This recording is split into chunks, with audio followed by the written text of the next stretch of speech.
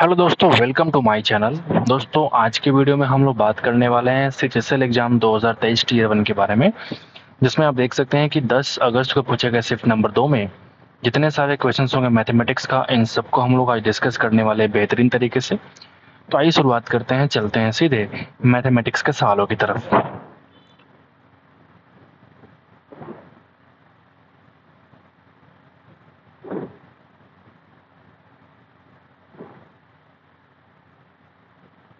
आप देख सकते हैं कि यहाँ से मैथ का सवाल शुरू होता है। पहला सवाल क्या बोलता है भैया कि लक्षिता ने 25% की छूट पे एक सोफा सेट खरीदा। ठीक है, उसकी गणना के अनुसार उसने देखा कि यदि उसे छूट नहीं दी गई होती तो इस सोफा सेट के मूल्य में 22,400 रुपये अधिक का भुगतान करना पड़ता। लक्षिता ने सोफा सेट कितने में खरीदा। अब कहने का मतलब ये है कि अगर मान लो मार्क प्राइस तुम्हारा अगर 100 है तो आपसे कह रहा है कि 25% डिस्काउंट यानी कि जो सेलिंग प्राइस होगा वो 75 होगा। बोलिए, यानी कि जो डिस्काउंट हुआ है एक्चुअल में वो कितना हुआ है 25। मतलब मैं कह सकता हूँ कि 1:3:4 का रेशियो है। मतलब 4 रुपए के वस्तु को 3 में सेलिंग प्राइस है और 1 रुपया डिस्काउंट है। तो आपसे कह रहा है कि अगर ये डिस्काउंट नहीं होता तो मुझे पूरा का पूरा पेड करना पड़ता। बताइए, तो यहाँ पे जो डिस्काउंट की जो वैल्यू है 1, ये डिस्काउंट के रूप में ये 22,400 की बात कर रहा है, यानी 22,400 की वैल्यू 1 के बराबर है। तो आपसे कह रहा है कि लक्षिता ने सोफा सेट कितना पे किया है, यानी कि भुगतान सेलिंग प्राइस में किया है, इंटू आप 3 कर लो, यानी कि 67,200 रुपया इस सवाल का आंसर हो जाएगा। तो पहला सवाल बेहद ही आसान हम लोग को देखने को मिला है। नंबर 2 पे चलते हैं। नंबर 2 क्या बोलता है, tan is equal to cot तभी पॉसिबल होता है जब इन दोनों का सम कितना हो जाएगा 90 के बराबर, यानी कि 5 अगर कॉमन निकालोगे तो थीटा प्लस 5 और ये बनेगा प्लस 10 इज इक्वल टू हो जाएगा आपका 90 के बराबर, यानी कि थीटा प्लस 5 की वैल्यू हो जाएगी 80/5 यानी कि 16 डिग्री। इस सवाल का आंसर हो जाएगा। इस बार ये चूज नहीं करा, आसान सवाल ना छोड़ा करो। नंबर 3 पे आते हो, किस कंपनी का लाभ परसेंट जो है वो उच्चतम है आपको बताना है। यहाँ देखिए, ये तुम्हारा इनकम है और ये तुम्हारा व्यय है। मतलब आपसे कह रहा है कि आय माइनस व्यय। ठीक है, किसका उच्चतम है आपको वो चेकआउट करना है। अगर आप ध्यान से देखेंगे तो आपको दिखेगा कि यहाँ पे 122 और 48 में अगर आप देखेंगे तो कितना 26 का बढ़ोतरी है। तो 26 का बढ़ोतरी बटा 122, तो 12 दूना 24, 12.2 24 पॉइंट लगभग 20% 21% के आसपास जो है यहाँ पे आपका इनकम जो भी है परसेंटेज आपको देखने को मिल रहा है एक्स्ट्रा प्रॉफिट। यहाँ अगर आप देखेंगे तो 35 और 30 यानी कि 31 है आउट ऑफ 135, 31 है आउट ऑफ 135। ठीक है भैया, तो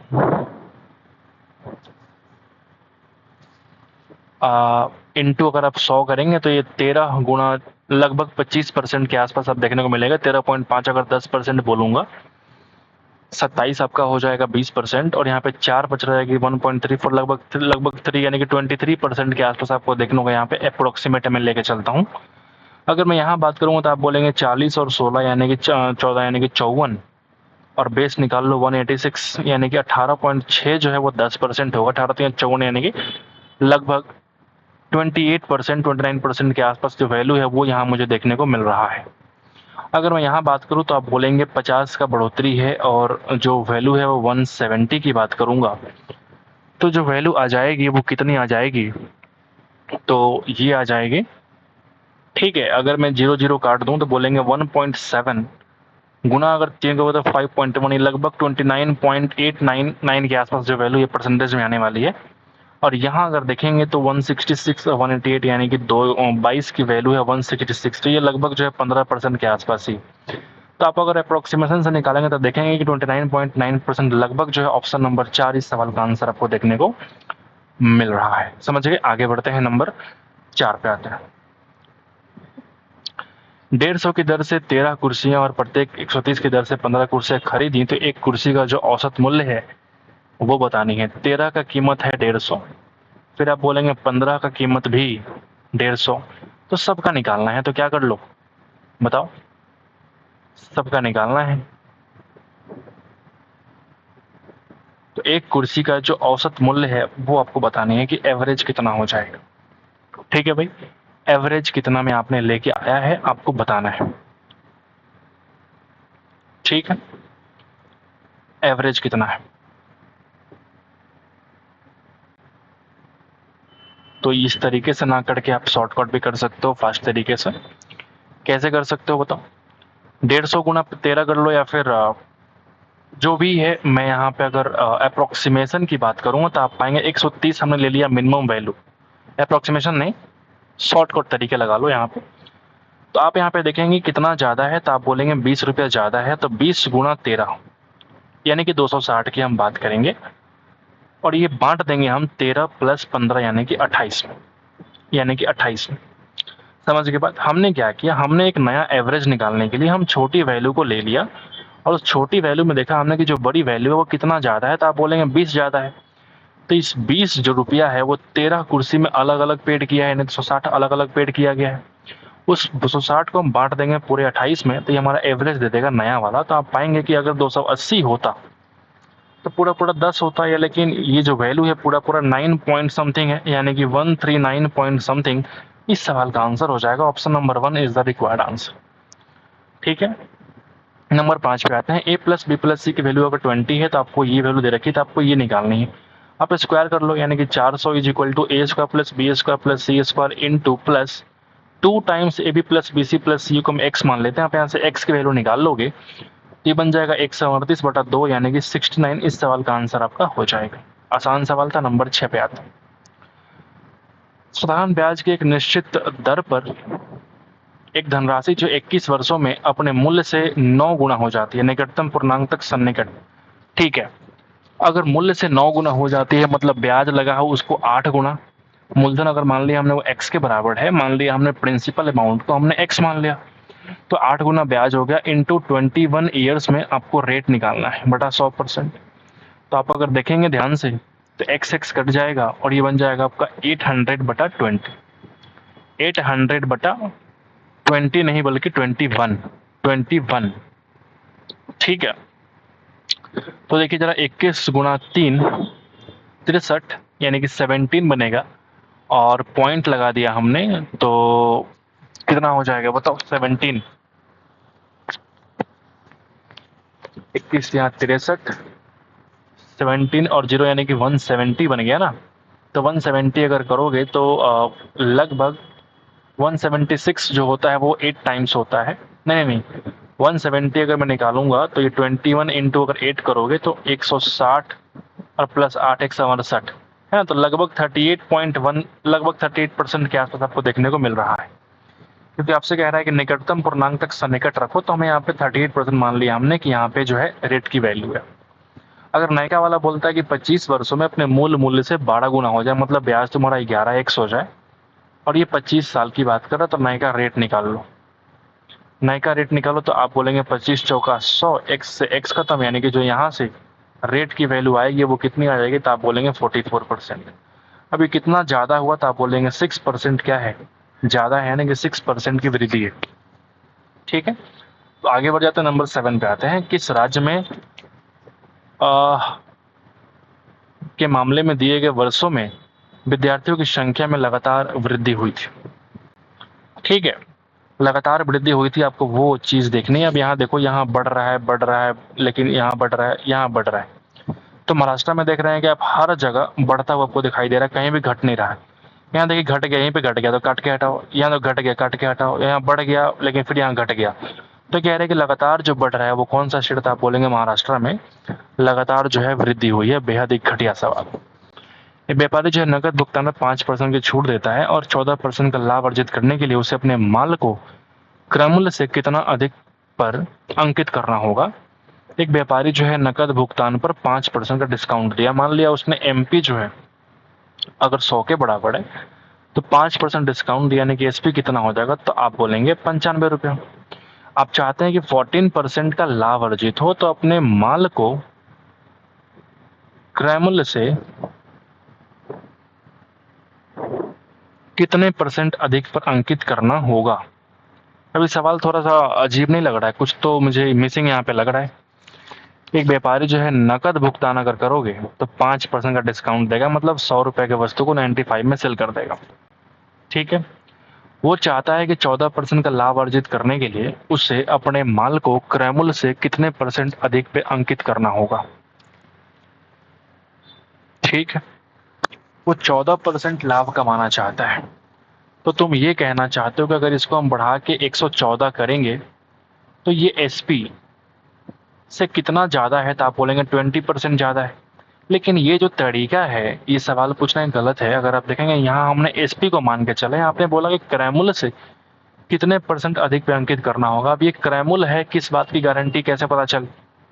सवाल में ये बिल्कुल सही तरीके से एक्सप्लेन नहीं किया गया है कि मैं कह पाऊँ कि तुम्हारा क्रय मूल्य है। 5% डिस्काउंट देता है कब, जब नगद भुगतान करते हैं। इसको हम एससीपी कैसे मान लें। ठीक है, तो ये एक विवादित सवाल हो सकता है। बाकी अगर आप देखेंगे तो 95 से यहाँ पर 20% का जो है वो वृद्धि आपको देखने को मिल रहा है। मतलब एमपी को हमने क्या किया, 14% प्लस कर दिया। तो ये तब होगा जब 95 से हम 20% आगे की तरफ बढ़ाएंगे, तो ये चीज़ आपको देखने को मिलेगा।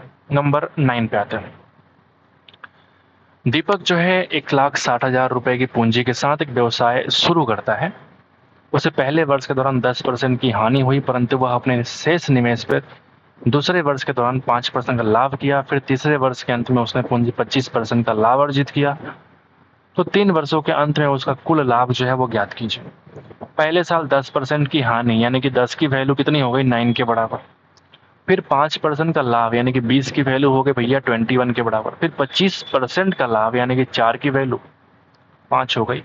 अब तुम कह रहे हो कि 160 पे 000 इज इक्वल टू 4 दूना 8 पे 00 और गुणा कर लो 9 इंटू 105। तो अगर आप ध्यान से देखेंगे 2 जीरो यहाँ से कट जाएगा, 8 से अगर काटोगे तो 2 पे 00। ठीक है भाई, ठीक है भाई।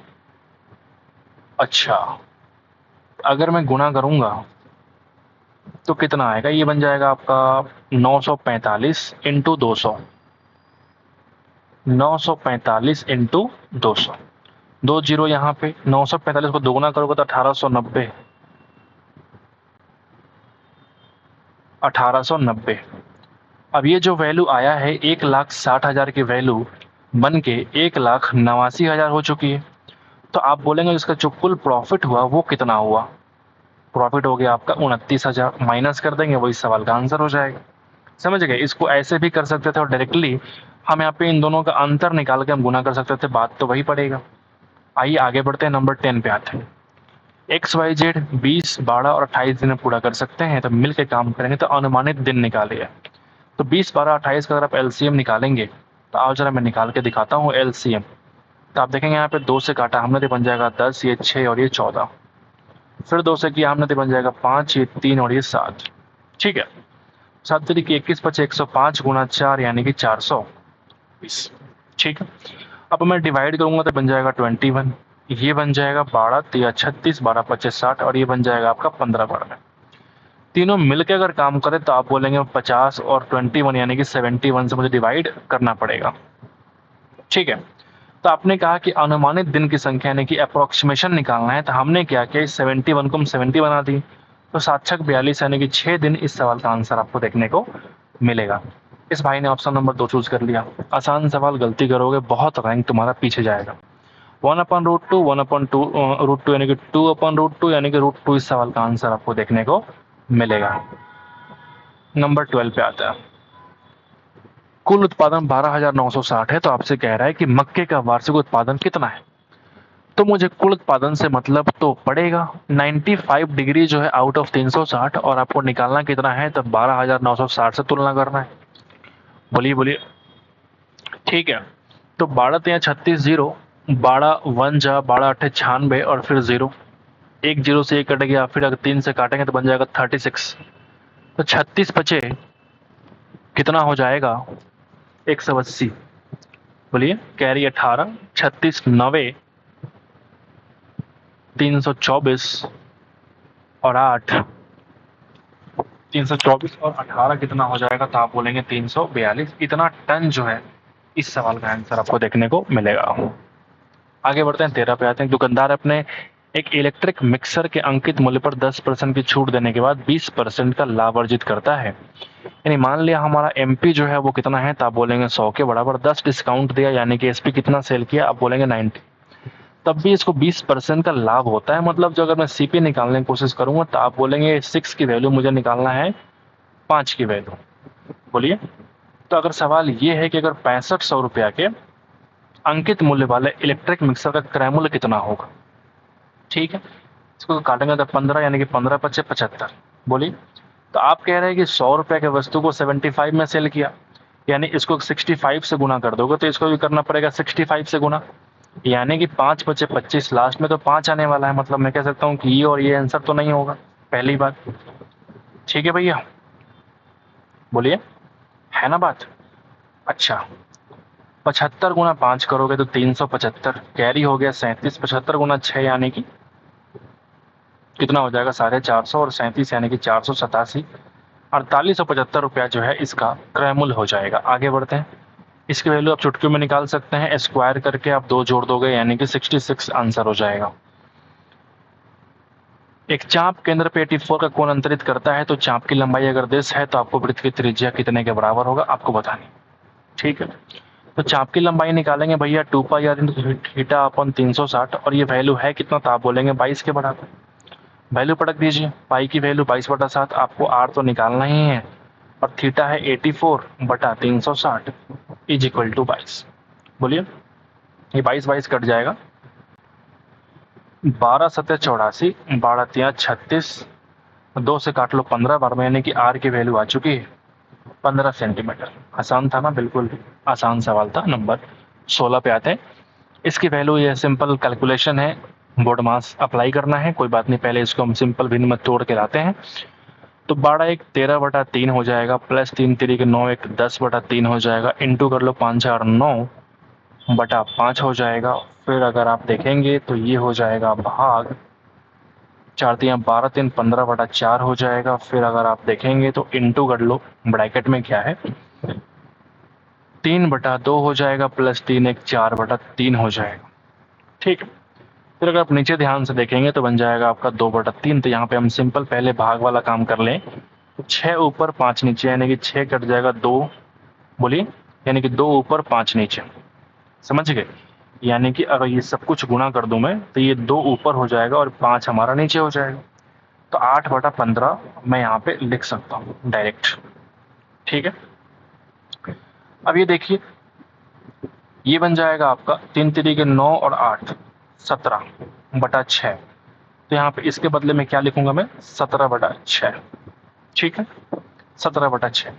अब जरा देखो, मैं इस भाग को अगर मैं गुना में डिवाइड कन्वर्ट करूंगा तो आप पाएंगे कि 4/15 हो जाएगा। कितना हो जाएगा, इंटू कर लेंगे 4/15, 4/15। सही है ना। अब देखिए, यहाँ से लेके यहाँ तक अब सारा मल्टीप्लीकेशन में है, तो पहले हम मल्टीप्लीकेशन वाला काम करेंगे, यानी कि ये 2 से कट जाएगा, ये 3 से कट जाएगा, ये 3 से आपका 3 बार में कट जाएगा, फिर ये 3 से 2 बार में कट जाएगा, फिर ये 2 से 2 बार में कट जाएगा। सही कर रहा हूं मैं। ठीक है, गलती होने की संभावना रहती है इसमें, तो 13/3 हो गया, प्लस ये बन जाएगा 2 × 2 × 17, ये बन जाएगा आपका 68/3 पंजे 15, और ये अगर मैं ऊपर भेजूंगा तो ये बन जाएगा 15/8, 15/8। तो आप एक काम कर सकते हैं, ऊपर नीचे 15 कर लीजिए, यानी कि ये 15 बना दिया हमने, तो नीचे ऊपर 5 से मल्टीप्लाई, यानी कि 65 और 68 यानी कि 133 हो जाएगा, और बटा 15 इंटू कर लो 15/8। बोलिए बोलिए, क्या मैंने सही करा है, 15 से 15 पूरा पूरा कट जाएगा, 8 एकम 8, 5 3 यानी कि 8 6 48, 5 बच जाएगा और 8 नीचे, और ये इस सवाल का आंसर हो जाएगा। तो सवाल मुश्किल नहीं था, लेकिन थोड़ा डर लगता है कहीं गलती ना हो जाए फास्ट करने के चक्कर में। थीटा एक न्यून कोण है, तो आपसे कह रहा है कि इसकी वैल्यू इतने के बराबर है, तो आपको साइन थीटा की वैल्यू क्या होगी आपको बतानी है। ये बढ़िया सवाल हो सकता है अगर आप ध्यान से देखेंगे। ठीक है, तो मैं यहाँ से क्या करने वाला हूँ, यहाँ से अगर मैं एक कॉस कॉमन निकालूंगा तो यहाँ से कॉस कट जाएगा, ये क्यूब बन जाएगा स्क्वायर, और ये कॉस तुम्हारा खत्म हो जाएगा। अब साइन थीटा को हम कन्वर्ट नहीं कर सकते, लेकिन इसको हम कन्वर्ट कर सकते हैं 2 - 2 इंटू साइन स्क्वायर थीटा -1/4। बोलिए, हम काम करते हैं कि साइन को x मान लेते हैं, तो आप पाएंगे कि 2 × x² + x two into x square को मैंने इधर लाया और ये बन गया प्लस एक्स और ये बन गया 2 - 1/4 यानी कि 7/4 यानी कि माइनस लाएंगे तो जब -7/4 आपका 0 के बराबर हो जाएगा। ठीक है, तो हम 4 से मल्टीप्लाई कर देते हैं तो आप पाएंगे कि 8 इंटू एक्स स्क्वायर प्लस हो जाएगा 4x -7 इज इक्वल टू 0। ठीक है भाई, -7 इज इक्वल टू 0। अब यहाँ से अगर हमको x की वैल्यू निकालनी पड़े तो आप बोलेंगे -b plus minus under root B square यानी कि 16 -4ac यानी कि प्लस 8 सत्ते 56 गुणा 4 यानी कि 5 चौका 20 6 चौका 24 यानी कि 224 बटा कितना हो जाएगा 2 इंटू ए 8। सही है, ओके। अब यहाँ पाएंगे आप कि -4 प्लस माइनस ये 240 है। 240 का मतलब 15 गुणा 16 यानी कि 4 बाहर और 15 अंदर, बटा कर लो 8 दूना 16। अब तुम यहाँ पे देखोगे ध्यान से तो 4 हमने कॉमन निकाला और काट दिया तो नीचे कितना बनेगा 4। अब तुम ध्यान से देखोगे यहाँ आपसे कह रहा है कि अगर थीटा एक न्यून कोण है तो x जो हमने माना है x वो किसको माना है, तो आप बोलेंगे साइन थीटा को माना है। अब साइन थीटा फर्स्ट क्वाड्रेंट में चाहिए हमको पॉजिटिव वैल्यू मेरे को चाहिए होगा। अगर हम यहाँ माइनस लेके चलेंगे माइनस और माइनस तो पूरी वैल्यू हो जाएगी नेगेटिव, यानी हम माइनस को नहीं ले सकते, हमको माइनस को इग्नोर करना पड़ेगा तो प्लस लेके चलना पड़ेगा यानी कि √15 -1/4 इस सवाल का आंसर आपका हो जाएगा। तो एक बढ़िया सवाल है, आगे बढ़ते हैं, समझने के लिए बहुत कुछ था इस सवाल में। आगे बढ़ते हैं, नंबर 18 पे आते हैं। अगर जीवा है 24 cm का तो हाफ कर दो यानी कि 12 सेंटीमीटर हो जाएगा। चूंकि केंद्र से मिलाना है 5 cm की दूरी पे स्थित है तो कितना हो जाएगा, त्रिज्या आप बोलेंगे 13 सेंटीमीटर। घटिया सवाल। 19 पे आता हूँ। संजना स्थित जल में 9 किलोमीटर पर आवर की चाल से नाव चला सकती है। उसे यह एक नदी में धारा के प्रतिकूल नाव चलाकर एक निश्चित दूरी तय करने में धारा के अनुकूल नाव चलाकर उसी दूरी को तय करने की तुलना में दुगना समय लगता है। तो धारा की चाल क्या है आपको बतानी, सॉरी, ठीक है। ये कहानी है संजना की, कह रहा है कि 9 किलोमीटर चाल स्थिर जल में नाव चलाती है, मतलब यहाँ पे x की जो वैल्यू है वो 9 किलोमीटर पर आवर है। उसने एक नदी में धारा के प्रतिकूल नाव चलाकर एक निश्चित दूरी तय करने में, धारा के अनुकूल चलाने में जो दूरी तय होता है उसको दुगुना समय लेती है। धारा की चाल ज्ञात किया। धारा की चाल हमने पता है कि वो y हम लोग मान के चलते हैं, तो अगर मैं ये मान के चलूँ डिस्टेंस हमारा d है, डिस्टेंस हमारा मान लिया हमने कि d है, ठीक है। जो धारा के अनुकूल चलेंगे तो हम चलेंगे x + y, यानी कि हम चलेंगे भैया 9 + y। बोलिए, तो इसमें जो टाइम लगेगा इसका दुगुना लगेगा जब हम डिस्टेंस को कवर करेंगे। कब? जब 9 - y करना पड़े, जब 9 - y करना पड़े। डिस्टेंस अपॉन स्पीड की बात यहाँ पे हो रही है। अब यहाँ पे डी खत्म हो जाएगी, ठीक है। 9 दूना 18 - 2y is equal to 9 + y, यानी कि 3y की वैल्यू है 9 के बराबर, यानी कि y की वैल्यू आ जाएगी 3 किलोमीटर पर आवर। आसान सवाल। आगे बढ़ते हैं, नंबर 20 पे आते हैं। घन की प्रत्येक भुजा में 12 की कमी आ जाए तो पृष्ठीय क्षेत्रफल में कितने % की कमी होगी? बढ़िया सवाल है। अगर आप देखेंगे जो पृष्ठीय क्षेत्रफल होता है वो होता है 6 × a²।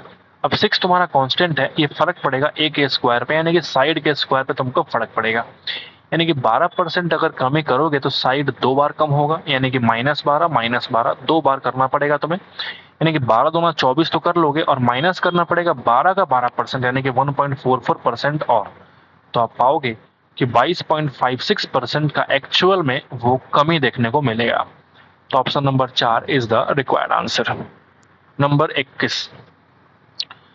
3 पार्टनर्स हैं PQR, एक व्यवसाय में क्रमशः 1000, 1200 और 1500 का निवेश करते हैं, तो कुल लाभ अगर 666 है तो आप अगर पाएंगे कि 10, 12 और 15 का निवेश का रेशियो है तो लाभ भी इसी हिस्सा में बटेगा, यानी कि 666 का जो तुलना होगा वो 22 और 15 यानी कि 37 बढ़ जाएगा। तो आपको निकालना है Q का हिस्सा यानी कि 12 का मल्टीपल, ठीक है। 12 का मल्टीपल आप चेक कर लो, या फिर आपको ये पूरा कटना चाहिए, कटने की पूरा संभावना तो है ही। तो आओ जरा देखते हैं। 37 एकम 37, ठीक है, यानी कि 29 और 6 296 यानी कि 18 बार में कटने वाला है। 18 दूना 36, 3 18 3 21 216 रुपया ये पी का प्रॉफिट है, सॉरी क्यू का प्रॉफिट आपको देखने को मिल रहा है। इसका मान क्या हो जाएगा? ठीक है, बेहद ही आसान सवाल होगा। अगर हम तीनों का एलसीएम निकालेंगे तो आप पाएंगे एल एम एन होगा। एम एन डिवाइड किया यानी कि ये ऊपर बन जाएगा हमारा L Q plus M Q plus N Q. अब आपको पता है कि जब L plus M plus N की वैल्यू अगर जीरो के बराबर है, अच्छा एक मिनट, ये मेरे को पहले